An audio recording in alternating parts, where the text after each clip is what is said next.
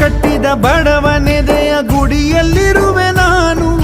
ಬೆಳೆಯ ನಡುವೆ ರೈತ ಬಸಿದ ಬೆವರಲ್ಲಿರುವೆ ನಾನು. ಕೆಲಸ ನಿನದೆ ಫಲವು ನಿನದೆ ಛಲದ ಒಡೆಯ ನೀನು. ಇದನ್ನು ಮರೆತು ನನಗೆ ನಮಿಸಿ ಶ್ರಮವ ಪಡುವೆ ನೀನು. ಬಿಡು ಮತಗಳ ಜಗಳ, ಇದೇ ಕೆಲಸವು ಬಹಳ.